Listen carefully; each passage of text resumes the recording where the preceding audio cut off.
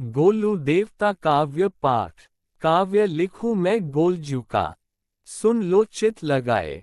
गोलू देवता देना तुम, मुझको भी पार लगाए। गोलजू गोरिया और ग्वेल के नाम से जाने जाते हो। सभी भक्तों को तुम प्रभु निस दिन पार लगाते हो। झालराय और कालिका के तुम पुत्र कहलाते हो। सभी भक्तों को निस दिन तुम तो पार लगाते हो। झालराय के राजमहल में रानियां थी उनकी 7, पुत्र प्राप्ति की मनसा की, तब भी बनी ना बात। 7 रानियां होने पर भी पुत्र सुख ना पाया था। इसी चिंता ने राजा के दुख को बहुत बढ़ाया था। न्यायप्रिय दयालु व तेजस्वी वे राजा थे। पुत्र प्राप्त ना होने से सदा दुखी वे रहते थे। मन में चिंता सदा रहती, मन में सोचते रहते थे, राज्य का आगे क्या होगा, इससे चिंतित रहते थे। एक दिन राजा एक तपस्वी से जो मिलने जाते हैं, भैरव जी के परम भक्त थे, उनकी शरण में जाते हैं। बाबा जी ने कालभैरव का तप करने को कह दिया। स्थान निश्चित कर झालराय ने समाधि में खुद को रमा दिया। अन्न की सुध ना जल की सुध, तप में स्वयं को लगा दिया। देख तपस्या उनकी तब भैरव जी ने दर्श दिया। विवाह 8वां करने का राजा को परामर्श दिया। वचन दिया तब झालराय को, मैं स्वयं घर में जन्म लूंगा। आकर तेरे घर में मैं कष्ट लोगों के हर लूंगा। स्वप्न में एक अति सुंदर कन्या के जो दर्श मिले, विवाह करूंगी तुम्ही से, शब्द मुख से जो निकल पड़े। स्वप्न में देखा जहां उससे, वो जगह ढूंढने निकल पड़े। कालिका जो नाम बताया, उसको ढूंढने चले गए।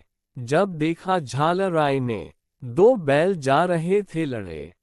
कालिका ने कहा जो उनसे, इन दोनों को छुड़ा दो तुम। कोशिश की तब झालराय ने, लेकिन सफल ना हो सके। तब जाकर कालिका ने अपनी चतुराई दिखलाई। दोनों बैलों की लड़ाई पल भर में ही दी छुड़ाई। प्रभाव में आकर राजा ने विवाह का जो प्रस्ताव रखा, कहा पंचनम देव मेरे भाई, उनसे जाकर आप मिलें, सहमत गर वो हो जाएंगे, तब आकर ही मुझसे मिलें। राजी हो गए पंचनम देव, विनती को स्वीकार किया। पंचनम देवों की बहना से झालराय ने विवाह किया। 9 माह जो पूर्ण हुए तो एक पुत्र को जन्म दिया। 7 रानियों ने मिलकर एक बड़ा षड्यंत्र किया। मूर्छा में थी जब रानी, पुत्र वहां से हटा दिया। सना खून से पत्थर रखकर राजा को दिखला दिया। रानी ने तो पुत्र रूप में देखो ये पत्थर दिया। सोचा तब जाकर राजा ने, भैरव जी ने क्या खेल किया, पत्थर दिया पुत्र रूप में, ये कैसा वरदान दिया। पुत्र जो 7 रानियों ने पहले ही था छुपा दिया। डाल दिया गौशाला में, मारने का जो कर्म किया। भूखे बालक को गौमाता दूध अपना पिलाने लगी। सह ना पाई 7 रानी, उसको गौशाला से ले गई। रखा बिच्छू भरी जगह पर, वो भी कुछ ना बिगाड़ सके। अंत में 7 रानियों ने एक बड़ा उपाय किया।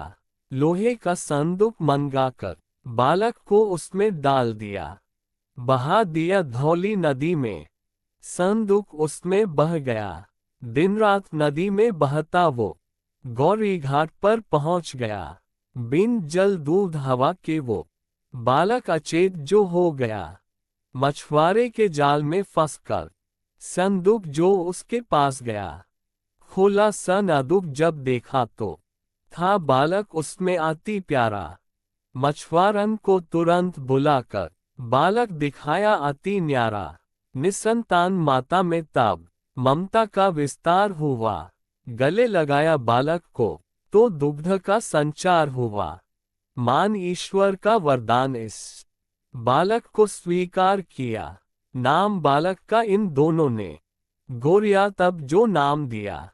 गौरी घाट पर मिला था बालक, तभी इसको ये नाम दिया।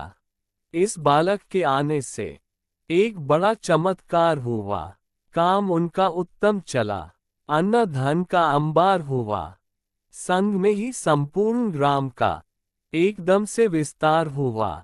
सब लोगों ने मान लिया तब बालक है वो अवतार हुआ। 12 वर्ष के होते ही बालक को ये ज्ञान हुआ, कौन हूं मैं कहाँ से आया। गौरिया को इसका भान हुआ, कहा मुझे एक घोड़ा ला दो, उस पर चढ़कर जाऊंगा। महल में जाकर सातों रानियों से मैं पूछ कर आऊंगा, क्यों भ्रमित किया आपने महाराज झालराई को। दे ना सके घोड़ा उनको, लकड़ी का घोड़ा दिला दिया। लेकर लकड़ी के घोड़े को राजधानी को निकल पड़ा। एक सरोवर के पास आकर के घोड़े को पानी पिलाने लगा। संग में बोले जा रहा था, काठ के घोड़े पानी पी, काठ का घोड़ा पानी पिएगा। ये सुन रानियां हंसने लगी।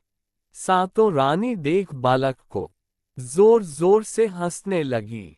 तब बालक ने कहा उनसे, सुनो माताओं कान लगाए, पत्थर जनती माता जब तो घोड़ा भी तो काठ का है।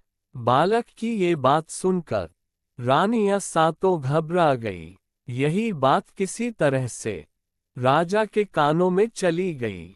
बालक को बुलवाया गया, पूछा उससे ये जाना गया, घोड़ा काठ का बना है तो पानी कैसे पीता है।